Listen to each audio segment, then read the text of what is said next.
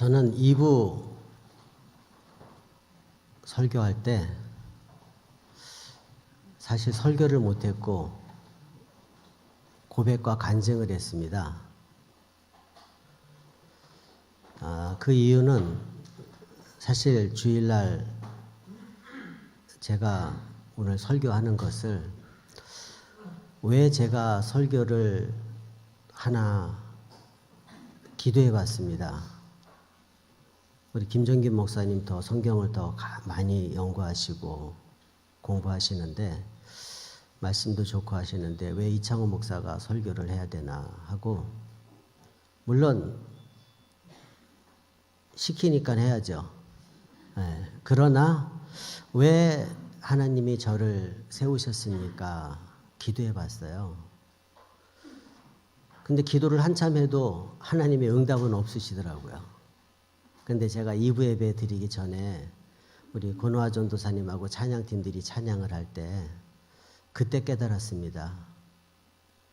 그래서 찬양하는데 같이 따라 부르지는 못하고 그냥 많이 울었어요. 그 이유는 다음 주 화요일 날 24일 날 오후 4시에 서울시청 그 바로 뒤에 마당에서 시각장애인 4급 또 남자는 지체장애인 이 두 분의 지난 시간 동안 노숙인으로 살아왔는데 1년 동안 노숙인으로 산 거는 꽤 오래됐습니다. 노숙인으로 살다가 1년 전에 혼인신고를 하고 이제 쪽방에서 이렇게 사는 부부가 있어서 어려운 사연을 듣고 저희 작은교회 살리기 연합에서 결혼식을 해드리기로 했습니다. 그래서 준비가 해드린다고 말은 했는데 준비할 게 굉장히 많아요. 더군다나 예식장이면 간단한데 그 서울 마당에서 하니까 거기를 갖다 어떻게 세팅을 하겠습니까? 생각해 보세요. 야외 결혼식이 이게 보통 돈이 많이 들어가는 게 아니더라고요. 근데 어쨌든 했습니다. 이제 준비하는데 제가 고백한 게 뭐였냐면 금요일 날 신랑 신부 이제 웨딩 드레스 입고 턱시도를 이제 입고 이제 사전에 입혀주기 위해서 청담동에서 드레스를 입혀주러 가서 이제 저도 그분들을 사진으로만 보고 그날 처음 봤어요. 금요일 날 이제 2시에 만나기로 하고 청담동을 가서 그분은 이렇게 여자는 시각장애인이고 4급이고 남편은 지체장애 두 분이 이렇게 음료수를 들고 이렇게 목사님하고 같이 오는데 제가 인사를 했죠. 반갑습니다. 이창호 목사입니다 하고 악수를 두 분 다 했는데 그걸로 회개했습니다. 노숙인으로 살아오고 하다 보니까 얼마나 그분들이 삶이 힘들었겠어요. 그리고 이렇게 우리처럼 이렇게 향기가 나는 것도 아니고 아직까지도 이렇게 끝나고 나니까는 웨딩샵에서 문을 다 열어놓으시더라고요. 냄새들이 있어서. 저는 그 마음은 아니었지만 거의 악수를 형식적으로 한 것 같아요. 정말 그분들을 보고 같이 안아주고 따뜻하게 해주는 게 맞는데 결혼식 준비를 열심히 해준다고 이렇게 했지만 어떻게 보니까 이것이 나의 의가 아니었나 생각이 들어서 그거를 하나님이 깨닫게 해주시려고 저를 오늘 한남제일교회 설교를 시키신 것 같다 생각이 들어서 죄송한 마음으로 고백도 했고 또 부끄럽기도 하고 또 감사하기도 합니다. 오늘 그런 말씀을 드리면서 오늘의 이 본문의 내용은 여러분 잘 아시는 내용이시지만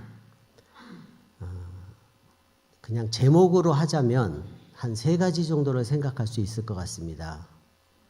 먼저는 7절에는 하나님과 나와의 관계, 그 다음에 8절에는 나와 저 사람과의 대인 관계, 그 다음에 나머지 이제 9절부터 11절까지는 내가 섬기는 이 교회에서의 어떤 섬김과 어떻게 이루어져야 돼 이런 관계, 이런 부분들을 이렇게 대충 나누는 것 같은데, 저는 오늘 여러분들에게 이 말씀을 같이 보면서 여러분들을 가르치고 여러분들에게 이렇게 하십시오 강요하고 그럴 마음은 전혀 없습니다. 하나님의 말씀은 귀 있는 자가 듣는 것이고, 저는 여러분들에게 어떤 목적을 가지고 온 것도 아니고 다만 하나님 말씀 속에서 묵상하면서 주어진 말씀이 이렇습니다 설명을 드리는 것이기 때문에 오늘 말씀을 통해서 여러분들 각자가 깨달음이 있으시길 주 이름으로 축원합니다.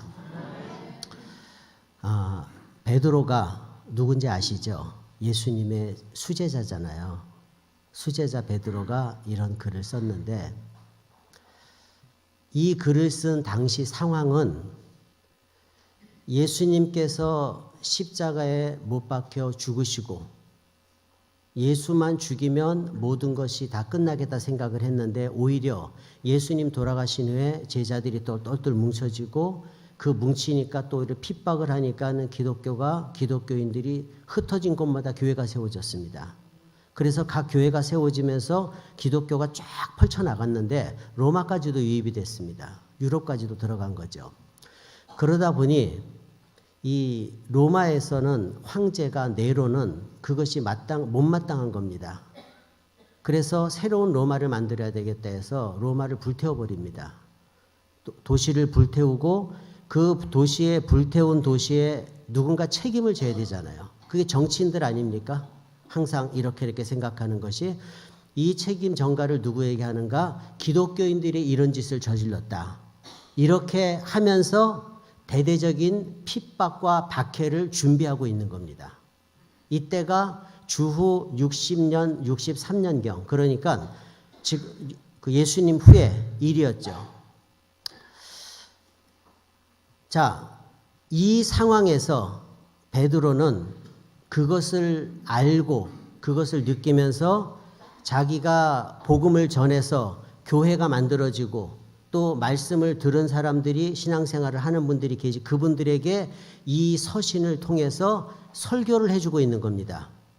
사랑하는 성도님들, 앞으로 이제 마지막 때가 올 텐데, 환난의 때가 올 텐데 여러분들이 이렇게 해야 됩니다 하고서 지금 베드로는 이 사람들에게 교훈을 주고 있는 거죠.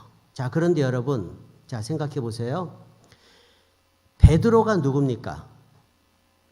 예수님의 제자면서 오늘 여기에 보면은 첫 번째 주시는 권면이 만물이 마지막이 가까웠으니 정신 차리고 근신하여 기도하라. 베드로가 이 말할 자격이 있어요?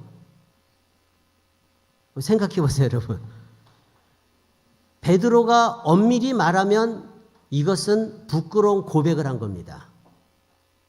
솔직히 베드로는 이 말할 자격 없어요. 왜 없냐? 쭉 60년 전으로 거슬러 올라가시면 마태복음 24장, 25장 쭉 나오잖아요. 겟세마네 동산에서 예수님께서 십자가 달리시기 전에 기도하셨잖아요. 기도하러 겟세마네 동산으로 가실 때 그중에서 그래도 가장 믿는 제자 3명을 데리고 갔는데 그중에서 가장 신뢰하는 게 누구죠? 베드로잖아요. 그 베드로를 데리고 가서 예수님께서 눈물 뿌려 기도하시면서 막 땀이 핏방울까지 내려왔다는 것을 저는 사실 이해를 못하겠습니다. 제가 그렇게 기도를 못 해봤기 때문에요. 그런데 아마 여기 어머니들은 아실 것 같아요. 산고의 고통이 아마 그럴 것 같아요. 아기 낳는 그럴까요, 권사님? 어느 목사님이 하도 여기서 해산하는 고통을 사도 바울이 이야기하니까 도대체 해산하는 고통이 뭐냐 의사 친구한테 물었대요. 그랬더니 산부인과 그럼 여기 들어와서 한번 봐라. 그거를 보고 나서 그 다음부터는 자기 와이프 사모님한테 종처럼 살았답니다. 그 해산하는 고통을 보고 나서요. 그러니까 우리가 내가 겪지 않으면은 누가 얘기해도 그건 모르는 겁니다. 자, 그런데 이런 베드로가 지금 예수님은 겟세마네 동산에서 막 기도하시잖아요. 땀방울이 피가 떨어지듯이 기도하시는데 이 베드로는 잠자고 있어요.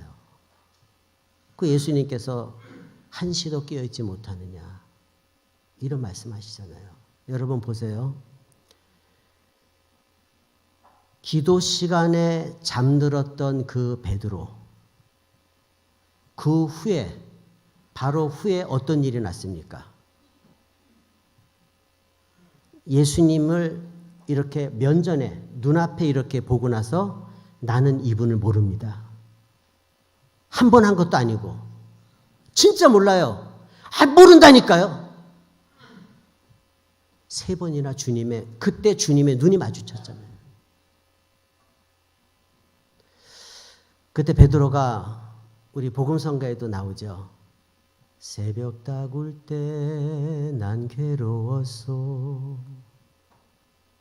전해지는 성경은 아니지만 전해지는 이야기로는 베드로는 닭이 새벽에 우나 봐요. 서울 사람이니까 모르잖아요. 그래서 새벽에 닭이 꽂기하고 울 때마다 주님을 부인했던 그게 생각이 나서 베드로가 많이 힘들고 고통스럽다고 그런 말들이 전해집니다. 성경에는 없는 얘기인데요. 그래서 복음성가가 만들어진 것 같은데 베드로는 깨어 기도하지 못했을 때 예수님은 아셨거든요. 예수님이 기도가 부족해서 베드로에게 기도의 동역자로 되란 것이 아니고 장차 너희들에게 이런 환난이 오고 이걸 땐 예수님은 이길 수 있어요. 그것을 장차 올 환난, 장차 당할 일들에 대한 준비를 위해서 기도하라고 하는데 베드로는 그 기도 시간에 졸았기 때문에 깨어있지 못하고 근신하고 정신 차리지 못해서 베드로는 조금 있다가 주님을 부인하고 말았습니다. 주님은 그걸 아시고 베드로에게 깨어 기도하라고 하신 겁니다. 베드로는 깨어 기도하라고 하는 그 말씀을 이제서야 깨닫는 겁니다. 이제서야 깨닫고 이제 네로 황제의 박해 때문에 큰 핍박이 일어날 거니까 이때를 대비해서 사랑하는 성도들에게 그 옛날 일을 생각하면서 사랑하는 성도들아 이 마지막 때 깨어 기도해라. 그런데 이 베드로처럼 이 성도들이 그 베드로의 말을 잘 이해했겠습니까? 못했을 수도 있죠. 예수님이 여러분 베드로보다 못해서 규칙적인 기도를 했겠습니까? 예수님이 나약해서 정해진 시간에 기도했겠습니까? 저는 여러분들에게 기도하십시오를 강조하는 게 아닙니다. 기도는요, 우리 그렇게 표현하고 있죠. 호흡이라 그러죠. 시간 있으니까 지금부터 우리가 한번 숨을 참아볼까요? 시간 딱 재면은 우리 몇 초나 참으실 것 같습니까? 1분 참으시면 아마 대단하실 것 같아요. 1분 참기 어렵죠. 여러분, 호흡은 1분 참기가 힘든데 영적인 호흡이 기도라고 하지 않습니까? 그런데 기도 시간에 잠잔다, 기도하는데 게을리한다, 이거는 교회에서 기도해라가 아니라 하나님과의 관계가 끊어지고 있다는 겁니다. 하나님의 관계가. 기도는 무슨 성도의 의무가 아닙니다, 여러분. 기도는 마틴 루터가 하루에 2시간씩 기도했다. 그런 말이 없어요. 무슨 기도를 그렇게 2시간 기도했다는 말이 어디 있어요. 갖다 붙인 것 같아요. 또 어느 목사님은 하루에 14시간씩 기도한다 그러고 그래서 도대체 잠을 언제 주무시나 이렇게 생각해 보니까 다니면서 기도하신대요. 다 좋아요. 그런데 기도는 다른 게 아니라 하나님과 대화, 호흡입니다. 호흡. 그래서 이 호흡이 끊어지니까 베드로는 호흡이 늘 있을 때는 그 영적인 기가 나에게 충만한데 호흡이 끊어지고 나니 주님을 부인하고 배반하는 게 됩니다. 그래서 오늘 여기 베드로가 첫 번째 하시는 교훈이 바로 그겁니다, 여러분. 마지막 때. 그러면 지금이 무슨 마지막 때입니까? 무슨 환난 때입니까? 앞으로 우리가 그럼 우리가 지금 북한하고 지금 이렇게 사이가 좋은데 갑자기 확 돌변해가지고 이게 뭐 전쟁이 나겠습니까? 그걸 대비해서 기도하라는 얘기입니까? 아니죠. 과거의 환란은 핍박과 북풍이라면 오늘날의 환란, 오늘날의 마지막 때는 어떤 현상입니까? 모든 것이 풍족합니다. 그렇지 않습니까, 여러분? 지금은 배고파서 굶는 사람 없습니다. 지금은 옷이 없어 못 입는 사람 없고요. 집에 들어가면 따뜻한 물 나오고 내가 노력만 하면 얼마든지 먹고 살 수 있습니다. 그리고 그 반면에 이제는 교회를 굳이 안 나와도 내가 살아가는데 부족하지 않습니다. 어떻게 보면 옛날에는 신앙생활이 나의 모든 것의 중심이 됐잖아요. 여기 어르신들 계시잖아요. 저는 뭐 나이는 많지 않지만 교회가 모든 것이 중심이 됐었어요. 학교 갈 때 교회 가서 기도하고 학교 가고 끝나고 와서 학교 다녀왔습니다. 또 기도하고 집에 가고 새벽 기도 4시 반 통금이 있었잖아요. 그러니까 통금 딱 끝나면 4시 반에 새벽 기도 가고 그리고 철야 12시부터 하면 새벽 4시까지예요. 왜? 통금이 못 가니까. 어차피 못 가니까. 그리고 4시 반에 새벽 기도까지 하고 집에 가요. 그런 줄 알았어요. 수요일날 교회 가는 게 좋고 좋았어요. 그런 것들이 쌓이고 쌓이다 보니 나도 모르게 그런 것들이 만들어지는 건데 지금은 세상에 볼 게 너무 많은 거예요. 옛날엔 TV가 10시, 11시, 12시까지 하고 애국가 나오고 끝났어요. 근데 요즘 밤새도록 TV랍니다. 영화관도 밤새도록 해요. 볼 것이 많고 하나님 외에도 즐길 수 있는 게 너무도 많다 보니까 언제부턴가 우리가 처음에 가졌던 하나님을 믿었던 처음 사랑이 우리에게 식지 않았나. 그래서 베드로는 그렇게 고백을 합니다. 옛날에는 성경책 하나 사기가 너무 어려웠어요. 용돈 모아서 한 권 샀거든요. 근데 요즘에는 성경책이 천지에 널려 있잖아요. 성경책 없어도 돼요. 스마트폰이 다 있어요. 성경책 하나 용돈 모아서 사고 나니 얼마나 좋았는지요. 달고 보고 너무 소중해서 좋았는데 저희 집만 해도 성경책이 20권도 넘어요. 무슨 놈의 성서공에서 성경을 그렇게 많이 바꾸는지. 도대체 찬송가는 왜 이렇게 바꿔요? 무슨 새 찬송, 통합, 개편, 개역. 한 똑같은 걸 그렇게 바꿔요. 그러다 보니까 그때마다 또 사야 되고.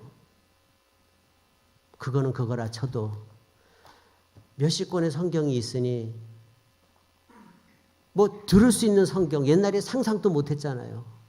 그런데도 언제부턴가 이 말씀이 내게서 떠나가 있다. 여러분, 우리는 이 마지막 때는 바로 지금입니다. 내일을 알지 못하는 우리잖아요. 우리가 함께 기도하고 하나님 앞에 이 호흡이 끊어지지 않도록. 그리고 베드로는 두 번째로 교훈합니다. 열심으로 서로 사랑하라. 사랑이 억지로 됩니까? 억지로 됩니까? 사랑하지 못하는 이유는 딱 하나입니다. 하나님의 사랑이 그 안에 없기 때문에 그렇습니다. 제가 왜 그 장애인에게 악수만 했을까요? 몰골이 별로 안 좋았거든요. 솔직한 얘기로.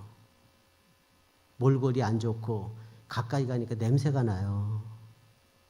참 나쁜 사람이죠, 제가.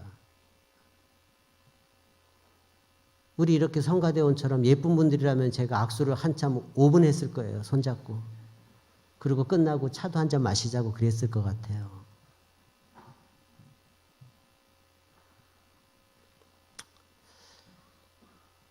그거 회개했습니다, 여러분. 아마 그것 때문에 그거 회개하라고 하나님께서 오늘 저를 한남제일교회 설교를 시키신 것 같아요. 그거 깨달으라고. 말로만 혀로만 사랑하는 게 아니라 하나님께서 나를 언제 사랑했습니까? 내가 죄인일 때, 내가 하나님을 모를 때 나를 먼저 찾아오셔서 나를 구원해 주시고 하나님의 자녀가 되게 하시고 이 더럽고 오물 묻은 나를 끌어안아 주셨는데 내가 무엇라고, 내가 누구라고. 하나님의 피조물 아닙니까? 그들은. 그 시각장애인, 지체장애인은요, 세상에서는 따돌림 받고 손가락질 받는 사람일지 모르겠지만 하나님의 피조물입니다. 그 두 사람이요, 웨딩드레스 입는데 이렇게 앉아가지고 여자는 남편 기대가지고 고맙습니다 목사님. 드레스 입는 거는 상상도 못한 거예요. 잘 보이지도 않으면서도. 그러면서 이번에 결혼식 할 때 답가 하시겠대요. 답가가 뭔지 아시죠? 그래서 무슨 곡을 하실 거예요? 물었더니 똑바로 보고 싶어요 주님 하신대요. 세상에. 이분이 지체장애인이잖아요. 그래서 할 수 있어요. 근데 남편은 한대요. 그랬더니 옆에 있던 분도 저도 할 거예요. 그래서 아니 깜짝 놀랐어요. 아니 시각장애인이 뭘 하세요? 그러니까 저는 워십한대요. 제가 이게 마이크가 조금 그러네요. 어떻게 끄고 할까요? 워십한다 그래서 우리 워십은 그래도 앞에 나와서 이렇게 하는 거잖아요. 근데 유튜브를 보고 배우셨대요. 잘 보이지도 않는 분이. 그래서 기대하겠습니다 그랬어요. 그래서 남편은 똑바로 보고 싶어요 하고 신부될 분은 워십을 같이 하면서 마지막 답가를 하시겠다 그래서 걱정도 되지만 굉장히 기대가 됩니다. 이분들이 누굽니까? 하나님께서 그분들을 위해서 십자가 달려 돌아가셨잖아요. 그런데 그분들을 왜 제가 속으로 판단을 하고 속으로 그분들을 업신여기고 속으로 그분들을 내가 스스로 내가 내 생각과 기준으로 그들을 대할까? 그 이번에 24일 날 결혼식 때는 만나면 먼저 꼭 이렇게 안아줄 거예요. 꼭 안아줄 겁니다. 그리고 사랑한다 그러고 미안하다 그러고. 여러분, 사랑은요, 성경의 고린도전서 13장에 나오잖아요. 사랑은 모든 것을 덮어주고 감싸주니라.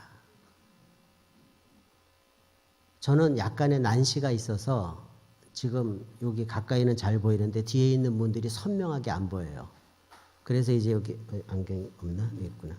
제가 안경을 이렇게 쓰면 저기 2층에 계신 분까지도 얼굴 표정이 다 보여요. 이 사랑의 안경. 다른 사람을 바라볼 때는 우리가 현미경으로 보듯이 봐야 됩니다. 현미경이 뭐예요? 작은 거를 찾는 게 현미경이잖아요. 이 사람을 볼 때 우리 눈에는요, 큰 허물만 보여요. 저도 그렇고 누구도 그렇고요. 마음에 드는 사람 하나도 없습니다, 세상에. 여기 어르신들 계시지만 며느리 마음에 드세요? 질문이 너무 원색적이네요. 죄송합니다. 마음에 드시겠죠? 근데 말을 바꿔서 내 아들이 설거지하면 엄마 마음이 찢어져요. 사위가 설거지 해보세요. 참 훌륭한 사위다 그러시죠.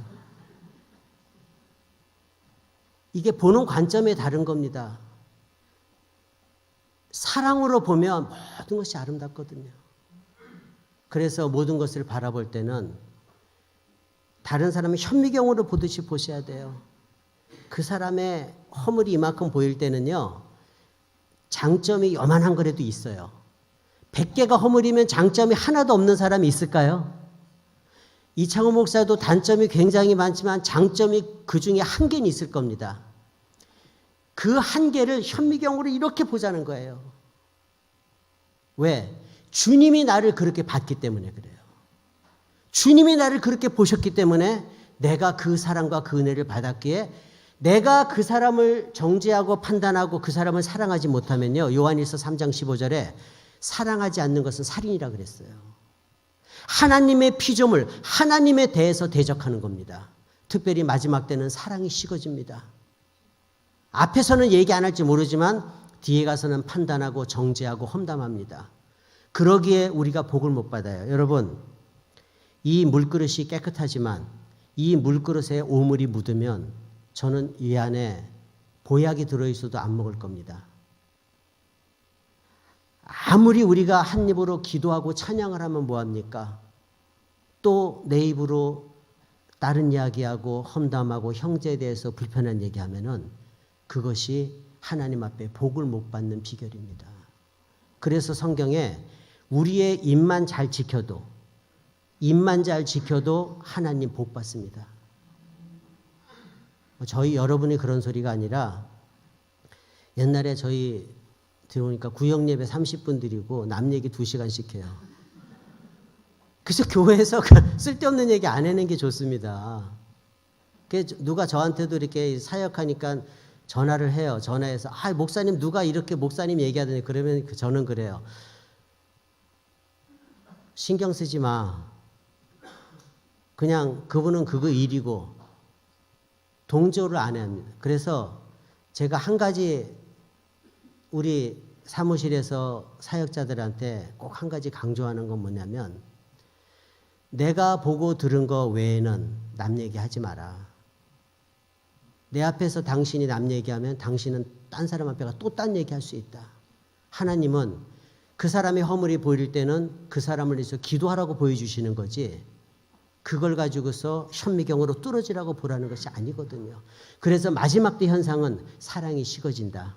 그래서 열심으로 서로 사랑하라. 열심이 왜 붙었겠습니까? 내 의도는 안 되는 거예요. 내 의지로는 사랑할 수가 없어요. 어떻게 미운 사람을 사랑할 수 있겠습니까? 나를 욕하는 사람 어떻게 사랑해요? 그게 아니라 노력해야 되는 겁니다. 그 노력이 뭐예요? 억지로 하는 게 아니라 하나님 앞에 내가 영적인 회복을 먼저 하라고 그 다음에 자연스럽게 흘러가는 것이죠. 그 얘기하고 있는 겁니다. 마지막으로 너희가 봉사하려거든 하면서 하시는 말씀이 여기에서 그 말씀을 합니다. 하나님의 힘으로 하고 무릇 하나님의 일을 맡은 청지기 같이 하라. 청지기가 뭡니까? 쉽게 말하면 종입니다. 제가 여기 종으로 남의 집에 와서 살면은요, 내 의지가 없어요. 제가 만일에 종인데 내가 누구를 이거를 해서 이렇게 이분에게 드리면 내 거 주는 겁니까? 아니잖아요. 주인 것을 나는 이분에게 전달만 하는 겁니다. 이게 종이잖아요. 그런 마음으로 우리가 사는 겁니다. 지금 나에게 주신 달란트가 있고 나에게 주신 물질이 있고 건강이 있고 재능이 있고 많은 것이 있는데 이거 내 거 아니잖아요. 하나님이 주시고 하나님이 호흡을 붙어있게 하시니까 있는 거지 않습니까? 그럼 이것을 내가 봉사할 때 내 거를 줬다가 아니라 하나님의 것을 저는 나눕니다입니다. 그러니까 내가 자랑할 것이 아무것도 없는 거예요. 그러니까 이분의 특징은 뭐냐? 기억이 없어요. 왜 기억이 없나? 내가 한 일에 대해서 기억이 없는 거예요. 이게 마지막 때 크리스찬으로서 하나님이 기뻐하시는 모습이라는 겁니다. 저는 그래요.